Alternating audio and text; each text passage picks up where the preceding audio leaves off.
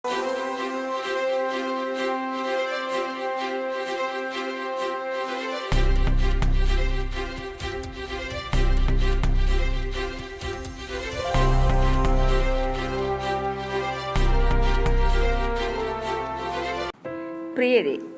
പരിശുദ്ധാത്മാവ് സാക്ഷ്യത്തിനുള്ള ശക്തി. അപ്പോസ്തല പ്രവർത്തികളുടെ പുസ്തകം 1-ാം അധ്യായം 8-ാം വാക്യത്തിൽ ഇപ്രകാരം കാണുന്നു: എന്നാൽ പരിശുദ്ധാത്മാവ് നിങ്ങളുടെ മേൽ വരുമ്പോൾ നിങ്ങൾ ശക്തി ലഭിച്ചിട്ട് യെരുശലേമിലും യഹൂദയിൽ എല്ലായിടത്തും ശമര്യയിലും ഭൂമിയുടെ അറ്റത്തോളവും എൻ്റെ സാക്ഷികളാകും എന്ന്. അവൻ്റെ സാക്ഷികളാകുവാനാണ് നമ്മെ സഭയെ വിളിച്ചിരിക്കുന്നത്. ഫലകരമായ ക്രിസ്തീയ സാക്ഷ്യത്തിന് പരിശുദ്ധാത്മദാനം കൂടിയേ തീരൂ.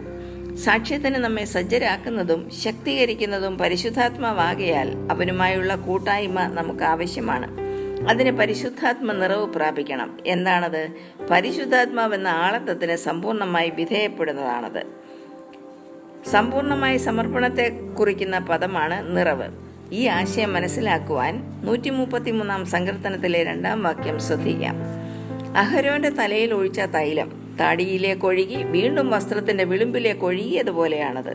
അതായത് ഇവിടെ തൈലം അഹരോന്റെ ഉള്ളിലാവുകയല്ല, അഹരോൻ തൈലത്തിനുള്ളിലാവുകയാണ്. തൈലം, എണ്ണ പരിശുദ്ധാത്മാവിന്റെ ചിഹ്നമായി കണക്കാക്കുന്നു. ശിരസ്സു മുതൽ പാദം വരെ സമർപ്പിക്കുന്ന അവസ്ഥ. സമർപ്പണം ഭാഗികമല്ല, സമ്പൂർണമാണ്. നാം പരിശുദ്ധാത്മാവിനുള്ളിലാകുന്നു.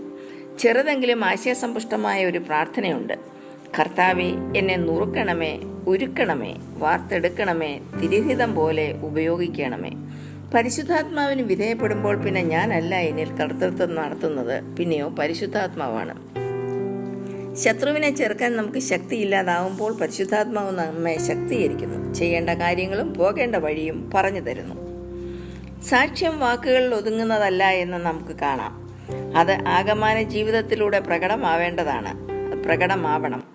എലീശ പ്രവാചകനെ കുറിച്ച് ശൂനേംകാരി തന്റെ ഭർത്താവിനോട് പറയുന്ന ഒരു അഭിപ്രായമുണ്ട്: നമ്മുടെ വഴിയായി കൂടെ കടന്നു പോകുന്ന ഈ ആൾ വിശുദ്ധനായ ഒരു ദേവപുരുഷൻ എന്ന് ഞാൻ കാണുന്നു എന്ന്. 1 രാജാക്കന്മാരുടെ പുസ്തകം 4-ാം അധ്യായം 9-ാം വാക്യം.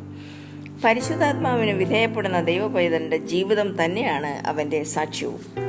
അപ്പോസ്തല പ്രവർത്തികൾ 2-ാം അധ്യായത്തിലെ പരിശുദ്ധാത്മ അവരോഹണത്തിന് ശേഷം അപ്പോസ്തലന്മാരുടെ എല്ലാ പ്രവൃത്തികളെയും നിയന്ത്രിച്ചിരുന്നത് പരിശുദ്ധാത്മാവാണ്.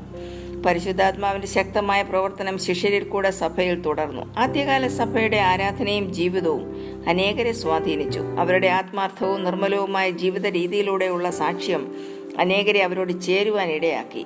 അവരുടെ സന്തോഷവും ഹൃദയ പരമാർത്ഥതയുമായിരുന്നു അതിന് കാരണം. ക്രിസ്തീയ ജീവിതത്തിന്റെ താക്കോൽ വാക്കുകളാണവ. സഭയുടെ ഏകാഗ്രമായ പ്രാർത്ഥനയാൽ, പരിശുദ്ധാത്മ ശക്തിയാൽ സുവിശേഷം ധൈര്യപൂർവ്വം പ്രസംഗിപ്പാൻ ശിഷ്യന്മാർക്ക് സാധിച്ചു. ധൈര്യഹീനനായിരുന്ന പത്രോസിന്റെ ഉള്ളിലുള്ള പ്രാസംഗികനെ വെളിയിൽ കൊണ്ടുവന്നത് പരിശുദ്ധാത്മാവാണ്. ഞങ്ങളുടെ സുവിശേഷം വചനമായി മാത്രമല്ല, ശക്തിയോടും പരിശുദ്ധാത്മാവോടും ബഹുനിശ്ചയത്തോടും കൂടെ ആയിരുന്നു നിങ്ങളുടെ അടുക്കൽ വന്നത് എന്ന് പൗലോസ് അപ്പോസ്തലൻ പറയുന്നു. സുവിശേഷം പ്രസംഗിക്കപ്പെട്ടത് പരിശുദ്ധാത്മാവിലായിരുന്നു. ആത്മാവ് അവരോട് ചേർന്ന് പ്രവർത്തിച്ചു എന്നാണ് വചനം പറയുന്നത്.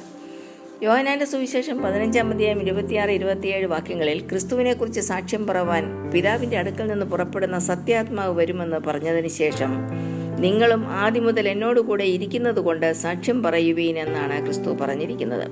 എന്നാൽ ശിഷ്യന്മാർക്ക് ക്രിസ്തുവിനെ കുറിച്ച് സാക്ഷ്യം പറയുവാൻ ശക്തി ലഭിച്ചത് പരിശുദ്ധാത്മാ അഭിഷേകത്തിന് ശേഷമായിരുന്നു എന്ന് നാം കാണുന്നു. സുവിശേഷ വേല പരിശുദ്ധാത്മാവിന്റെ വേലയാണ്. അത് നിറവേറപ്പെടുന്നത് വ്യവസ്ഥ കൂടാതെ പൂർണ്ണമായി സമർപ്പിക്കുന്ന, പരിശുദ്ധാത്മാവിന് വിധേയപ്പെടുന്ന ദൈവമക്കളിലൂടെയാണ്. ഭൂമിയുടെ അറ്റത്തോളവും നിങ്ങൾ എൻ്റെ സാക്ഷികളാകും. ക്രൈസ്തവ സാക്ഷ്യത്തിന്റെ ശക്തി പരിശുദ്ധാത്മാവാണ്. ദൈവം നമ്മെ അനുഗ്രഹിക്കട്ടെ.